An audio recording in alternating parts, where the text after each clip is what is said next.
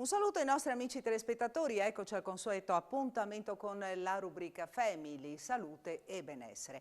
Oggi è il nostro gradito ospite il presidente della sezione AIL di Udine, Giuseppe Gioffrè. Intanto partiamo dal presupposto, perché dobbiamo dire che il 3, il 4 e il 5 di dicembre ci sarà sulle piazze, sarà presente l'AIL con le stelle di Natale. Ma intanto vediamo con le stelle di Natale e anche con altre cose per poter dare una mano appunto all'associazione e a quanti sono malati nella nostra regione, perché lo diciamo fin dall'inizio della trasmissione, i fondi che vengono raccolti vengono poi devoluti qui nella nostra regione, a Udine e a Gorizia e poi anche in altre strutture, comunque rimangono qui in Friuli, Venezia Giulia.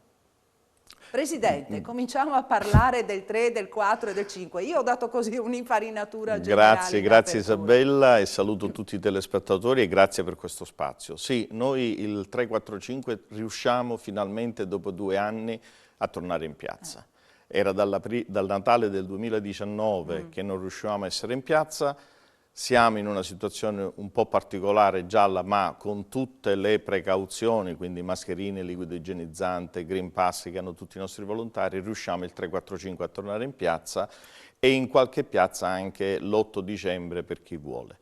Hai già detto giustamente che la nostra raccolta fondi principalmente serve per supportare la ricerca e le attrezzature e il supporto ai pazienti dell'ematologia di Udine del professor Fanin. Stiamo cercando di dare qualcosa anche ad altre province, come per esempio quella di Gorizia, dove siamo presenti da sempre e anzi l'anno prossimo vedremo di sancire anche la nascita della sezione interprovinciale Udine-Gorizia e abbiamo iniziato a dare un supporto all'ematologia di Trieste del professor Zaia e pensiamo di fare qualcosa da Aviano perché i fondi che noi, in maniera anche molto generosa da parte dei nostri donatori, anche in questi 2 anni difficili di pandemia, con il Covid che ci ha impedito nel 2020 e ci ha impedito le uova di Pasqua nel 2021, abbiamo diversificato l'offerta, abbiamo ricevuto comunque parecchie donazioni. Devo anche dire una signora che è mancata quest'anno che ci ha lasciato la sua abitazione che non conoscevamo e questo ci consente veramente di poter dare un supporto che brevemente in un piccolo volantino che noi daremo con le stelle di Natale viene fatto un piccolo resoconto di quello che abbiamo fatto quest'anno. Ecco, vediamo perché ce l'abbiamo proprio qui, lo vedete, adesso anche così vi leggo per sommi capi il contenuto, vedete il volantino. Allora, grazie al vostro generoso aiuto, nel 2021 abbiamo sostenuto la ricerca per un totale di 42.000 euro. Abbiamo aiutato i malati e i loro familiari, sostenendo le spese per medici, psicologi, impegnati nella clinica ematologica appunto di Udine, offrendo ospitalità gratuita nelle case dell'AIL, intervenendo con sostegni economici in caso di particolare necessità per un totale di circa 65.400 euro. Vediamo il preventivo di spesa per il 2022, sostenere la ricerca con 153.000 euro, preventivo di spesa per adeguamento strutturale della clinica ematologica 250.000 euro, quindi sono degli obiettivi importanti. Tra l'altro vedevo che proprio qui su questo manifestino ci sono delle immagini relative appunto alle case AIL, ve le torno a mostrare magari un po' in piccolo, li vedete qui, ci sono alcuni scorci delle case. Presidente Gioffrè, ci parli proprio di queste case, allora, noi a chi servono, perché... Ecco, grazie all'opera che dal 1989 Maria Grazia Zanon Santuz e tutte le persone assieme a lei hanno svolto, nel tempo sono state acquistate 5 abitazioni. Una di queste abitazioni, per la verità, ci è stata donata da parte della mamma di una ragazza. Queste 5 abitazioni, che sono tutte vicine all'ospedale, servono a ospitare in maniera del tutto gratuita, senza limiti di tempo, tutti i pazienti e i familiari che vengono da fuori provincia e che devono affrontare le terapie nella clinica ematologica. Terapie che molte volte sono lunghe, difficili e c'è l'esigenza che il paziente rimanga nelle immediate vicinanze dell'ospedale per poter essere prontamente aiutato nel momento che ha una necessità.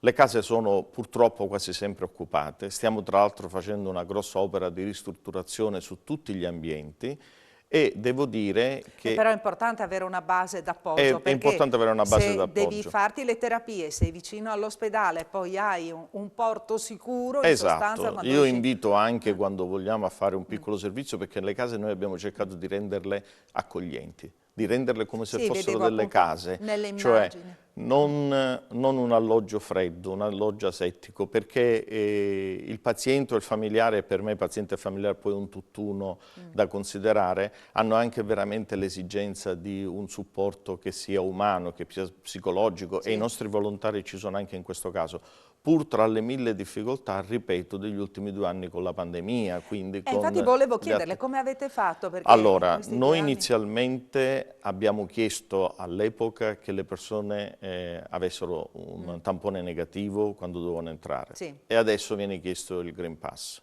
ma questo viene fatto anche a livello ospedaliero. Certo. E tenga conto che molti familiari rispetto al passato non possono più essere vicini al loro familiare, al paziente, perché è impedito l'accesso, però il fatto di essere nelle immediate vicinanze e di poter dare un aiuto sicuramente è un grosso supporto.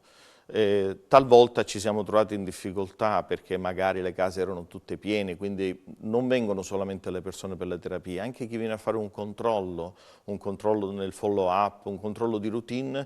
Noi in quel caso abbiamo delle convenzioni con un bed and breakfast, con un albergo, in modo tale che comunque sempre a spese nostre riusciamo a garantire questa permanenza. In più, tramite la campagna Viaggi Solidali dell'AIL, i pazienti e familiari vengono anche rimborsati di tutte le spese di viaggio che loro affrontano, che sia in auto, in treno o in aereo, con piccole regole, ma vengono veramente rimborsati di tutto. Quindi già affrontare queste malattie è un problema, ma poterle affrontare in una struttura ottima come la clinica ematologica del professor Fanin a Udine, Cioè tutto l'insieme e tutto praticamente, l'insieme sì. garantisce quella piccola e certa tranquillità che consente di affrontare percorsi, ripeto, che sono lunghi, difficili, purtroppo molte volte con parecchi problemi, e chi vi parla è stato un ex paziente e quindi sa di che cosa stiamo parlando.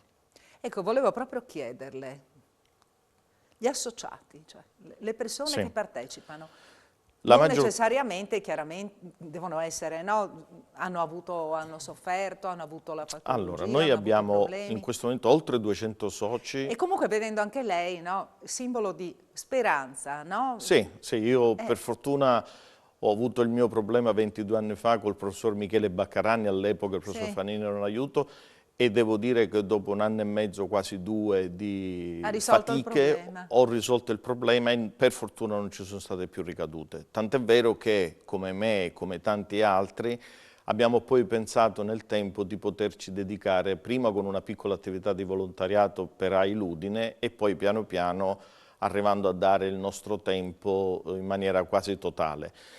In effetti i nostri oltre 200 soci e 400 volontari, la maggior parte sono persone che in qualche maniera hanno vissuto la malattia, o perché direttamente o perché familiari delle persone, o perché sono delle persone sensibili a questa tematica. Però devo dire che ci sono anche parecchie persone che si avvicinano all'associazione perché magari ci conoscono personalmente, perché magari si rendono conto delle motivazioni che spingono l'associazione a fare quello che fa, perché c'è tanta gente che ha la possibilità di dare un po' del proprio tempo, però deve trovare la giusta motivazione e sapere anche a chi vengono date queste ore che sono veramente ore gratuite, ore che a noi servono tanto, perché noi siamo tutti volontari. Io nell'ambito dell'associazione ho solamente 3 dipendenti, di cui 2 lavorano in sezione e 1 lavora presso la clinica, 2 psicologi e una dottoressa a contratto però, ma il resto siamo tutti volontari, tutti in maniera gratuita